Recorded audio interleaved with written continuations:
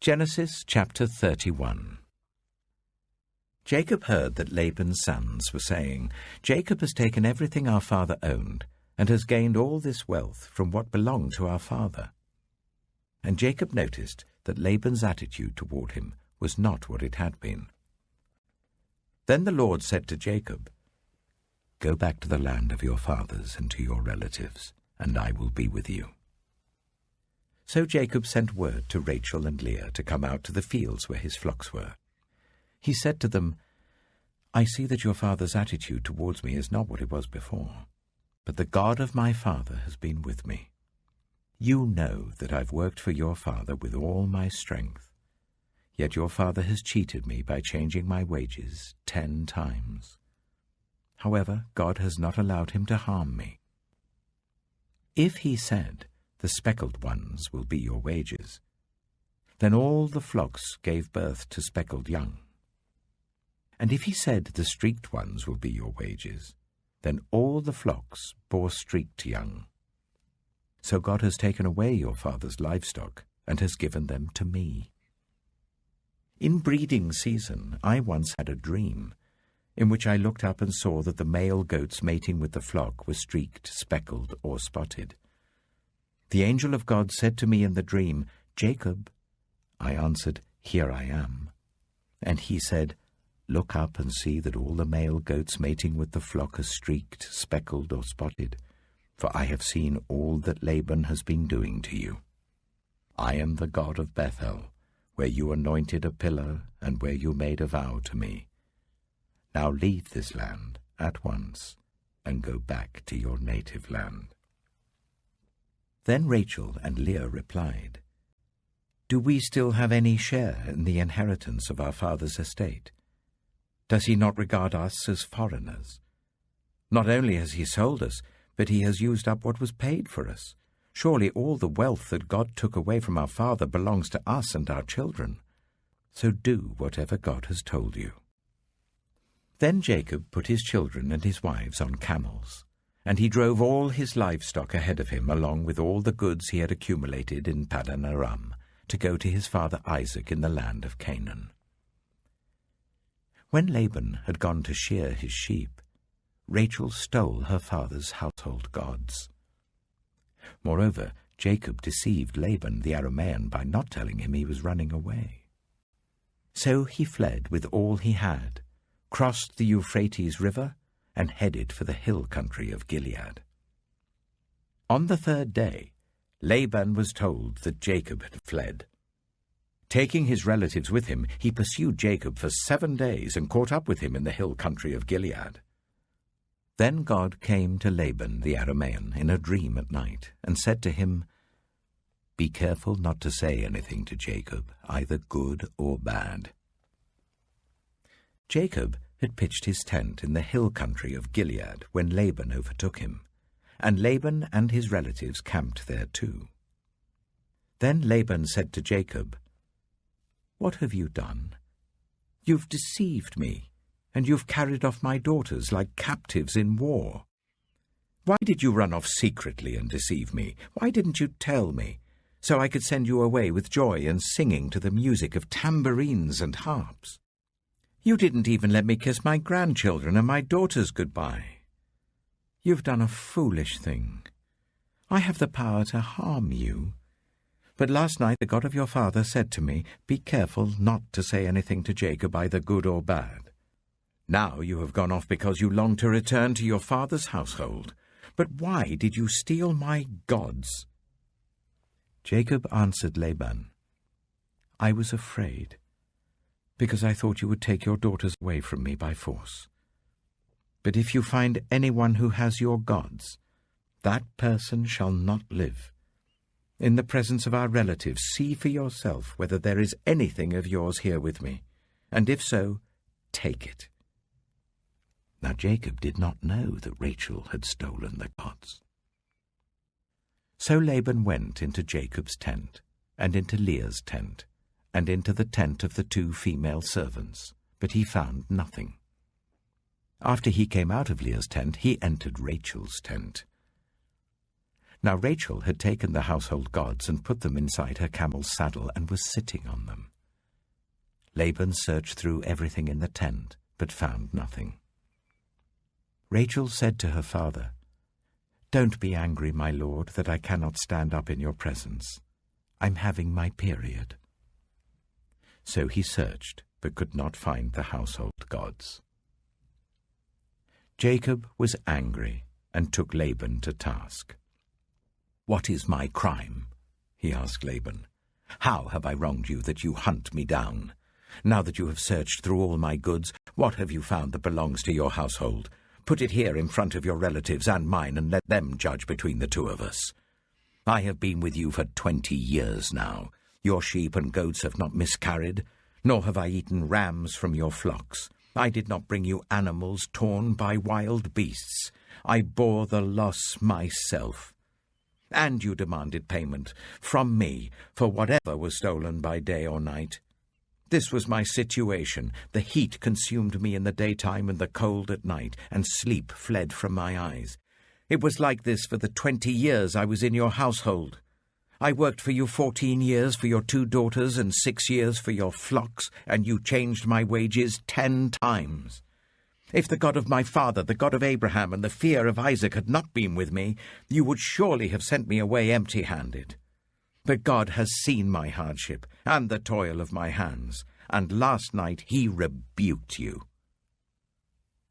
Laban answered Jacob, "The women are my daughters, the children are my children, and the flocks are my flocks. All you see is mine. Yet what can I do today about these daughters of mine, or about the children they have borne? Come now, let's make a covenant, you and I, and let it serve as a witness between us."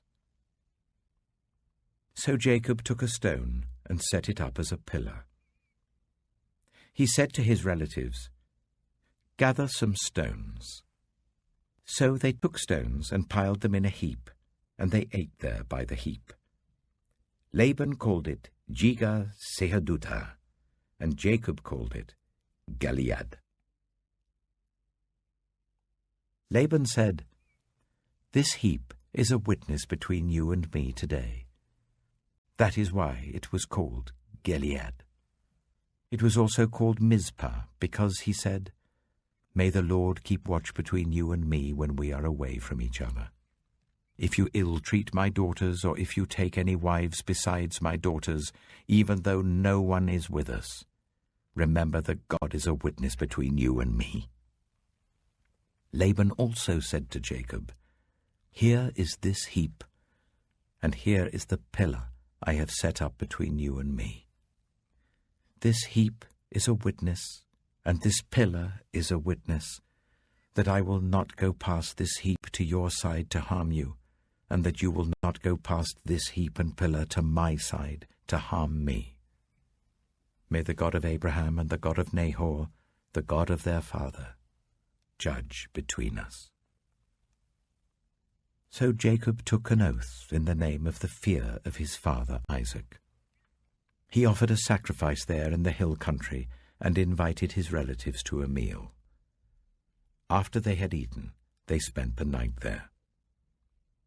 Early the next morning, Laban kissed his grandchildren and his daughters and blessed them. Then he left and returned home.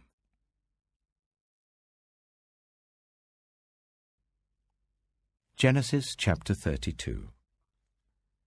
Jacob also went on his way, and the angels of God met him. When Jacob saw them, he said, "This is the camp of God." So he named that place Mahanaim. Jacob sent messengers ahead of him to his brother Esau in the land of Seir, the country of Edom. He instructed them, "This is what you are to say to my lord Esau. Your servant Jacob says, I have been staying with Laban and have remained there till now. I have cattle and donkeys, sheep and goats, male and female servants. Now I am sending this message to my lord, that I may find favor in your eyes. When the messengers returned to Jacob, they said, "We went to your brother Esau, and now he is coming to meet you, and 400 men are with him." In great fear and distress, Jacob divided the people who were with him into 2 groups, and the flocks and herds and camels as well. He thought, if Esau comes and attacks one group, the group that is left may escape. Then Jacob prayed, "O God of my father Abraham, God of my father Isaac, Lord, you who said to me, 'Go back to your country and your relatives, and I will make you prosper.' I am unworthy of all the kindness and faithfulness you have shown your servant. I had only my staff when I crossed this Jordan, but now I have become 2 camps. Save me, I pray, from the hand of my brother Esau, for I am afraid he will come and attack me, and also the mothers with their children. But you have said, 'I will surely make you prosper, and will make your descendants like the sand of the sea, which cannot be counted.'" He spent the night there, and from what he had with him, he selected a gift for his brother Esau: 200 female goats and 20 male goats, 200 ewes and 20 rams, 30 female camels with their young, 40 cows and 10 bulls, and 20 female donkeys and 10 male donkeys. He put them in the care of his servants, each herd by itself, and said to his servants, "Go ahead of me, and keep some space between the herds." He instructed the one in the lead, "When my brother Esau meets you and asks, 'Who do you belong to, and where are you going, and who owns all these animals in front of you?' then you are to say, 'They belong to your servant Jacob. They are a gift sent to my lord Esau, and he is coming behind us.'"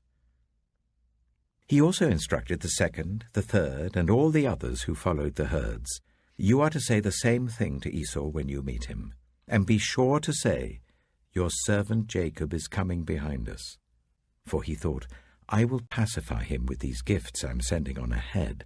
Later, when I see him, perhaps he will receive me.' So Jacob's gifts went on ahead of him, but he himself spent the night in the camp. That night Jacob got up and took his 2 wives, his 2 female servants, and his 11 sons, and crossed the ford of the Jabbok. After he had sent them across the stream, he sent over all his possessions. So Jacob was left alone, and a man wrestled with him till daybreak. When the man saw that he could not overpower him, he touched the socket of Jacob's hip, so that his hip was wrenched as he wrestled with the man. Then the man said, "Let me go, for it is daybreak." But Jacob replied, "I will not let you go, unless you bless me." The man asked him, "What is your name?" "Jacob," he answered. Then the man said, "Your name will no longer be Jacob, but Israel, because you have struggled with God and with humans and have overcome." Jacob said, "Please tell me your name." But he replied, "Why do you ask my name?" Then he blessed him there. So Jacob called the place Peniel, saying, "It is because I saw God face to face, and yet my life was spared." The sun rose above him as he passed Peniel, and he was limping because of his hip. Therefore to this day the Israelites do not eat the tendon attached to the socket of the hip, because the socket of Jacob's hip was touched near the tendon.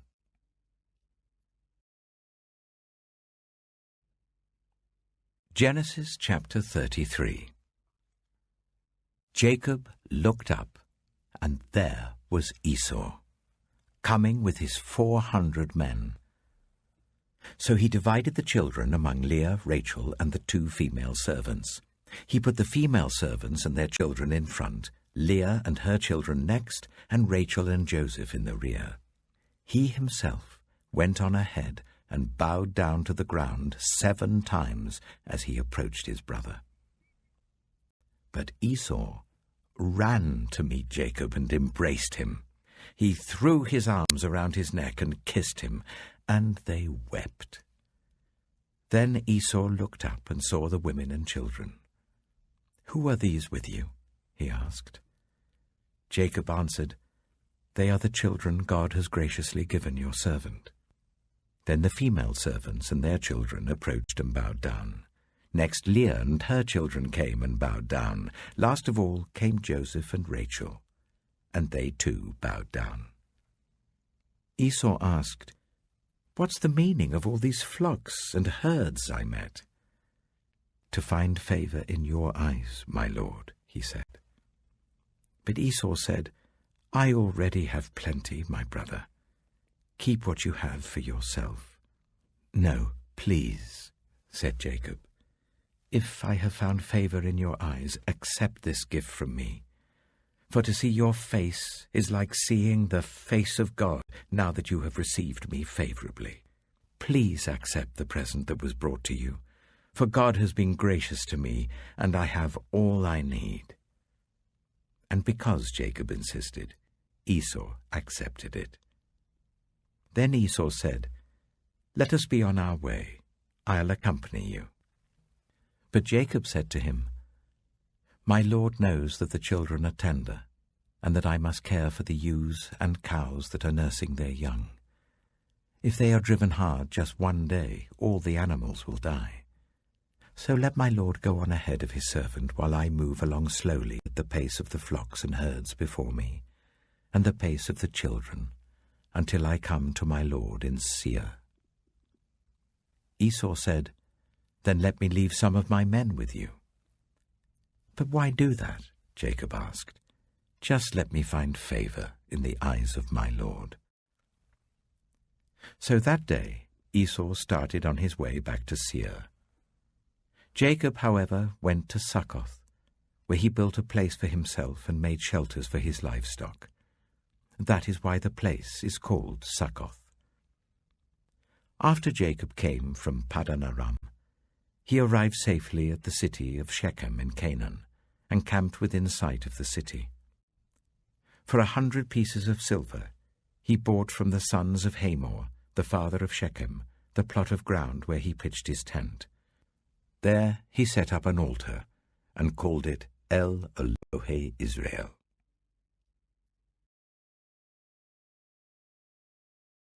Matthew chapter 9. Jesus stepped into a boat, crossed over, and came to his own town. Some men brought to him a paralyzed man lying on a mat. When Jesus saw their faith, he said to the man, "Take heart, son, your sins are forgiven." At this, some of the teachers of the law said to themselves, "This fellow is blaspheming." Knowing their thoughts, Jesus said, "Why do you entertain evil thoughts in your hearts? Which is easier, to say, 'Your sins are forgiven,' or to say, 'Get up and walk'? But I want you to know that the Son of Man has authority on earth to forgive sins." So he said to the paralyzed man, "Get up, take your mat, and go home." Then the man got up and went home. When the crowd saw this, they were filled with awe, and they praised God, who had given such authority to man. As Jesus went on from there, he saw a man named Matthew sitting at the tax collector's booth. "Follow me," he told him, and Matthew got up and followed him. While Jesus was having dinner at Matthew's house, many tax collectors and sinners came and ate with him and his disciples. When the Pharisees saw this, they asked his disciples, "Why does your teacher eat with tax collectors and sinners?" On hearing this, Jesus said, "It is not the healthy who need a doctor, but those who are ill. But go and learn what this means. I desire mercy, not sacrifice. For I have not come to call the righteous, but sinners." Then John's disciples came and asked him, "How is it that we and the Pharisees fast often, but your disciples do not fast?" Jesus answered, "How can the guests of the bridegroom mourn while he is with them? The time will come when the bridegroom will be taken from them. Then they will fast. No one sews a patch of unshrunk cloth on an old garment, for the patch will pull away from the garment, making the tear worse. Neither do people pour new wine into old wineskins. If they do, the skins will burst. The wine will run out, and the wineskins will be ruined. No, they pour new wine into new wineskins, and both are preserved." While he was saying this, a synagogue leader came and knelt before him and said, "My daughter has just died, but come and put your hand on her, and she will live." Jesus got up and went with him, and so did his disciples. Just then, a woman who had been subject to bleeding for 12 years came up behind him and touched the edge of his cloak. She said to herself, "If I only touch his cloak, I will be healed." Jesus turned and saw her. "Take heart, daughter," he said. "Your faith has healed you." And the woman was healed at that moment. When Jesus entered the synagogue leader's house and saw the noisy crowd and the people playing pipes, he said, "Go away. The girl is not dead, but asleep." But they laughed at him. After the crowd had been put outside, he went in and took the girl by the hand, and she got up. News of this spread through all that region. As Jesus went on from there, 2 blind men followed him, calling out, "Have mercy on us, Son of David." When he had gone indoors, the blind men came to him, and he asked them, "Do you believe I'm able to do this?" "Yes, Lord," they replied. Then he touched their eyes and said, "According to your faith, let it be done to you." And their sight was restored. Jesus warned them sternly, "See that no one knows about this." But they went out and spread the news about him all over that region. While they were going out, a man who was demon-possessed and could not talk was brought to Jesus. And when the demon was driven out, the man who had been mute spoke. The crowd was amazed and said, "Nothing like this has ever been seen in Israel." But the Pharisees said, "It is by the prince of demons that he drives out demons." Jesus went through all the towns and villages, teaching in their synagogues, proclaiming the good news of the kingdom, and healing every disease and illness. When he saw the crowds, he had compassion on them, because they were harassed and helpless, like sheep without a shepherd. Then he said to his disciples, "The harvest is plentiful, but the workers are few. Ask the Lord of the harvest, therefore, to send out workers into his harvest field."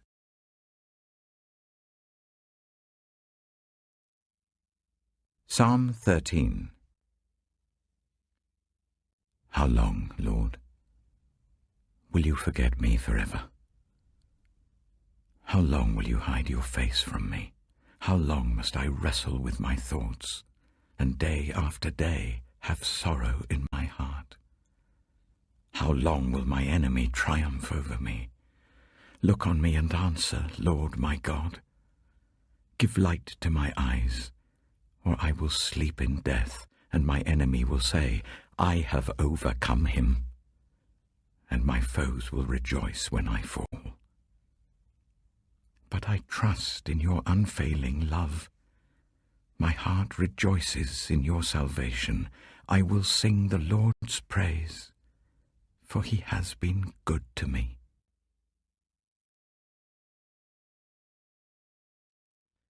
Proverbs chapter 13.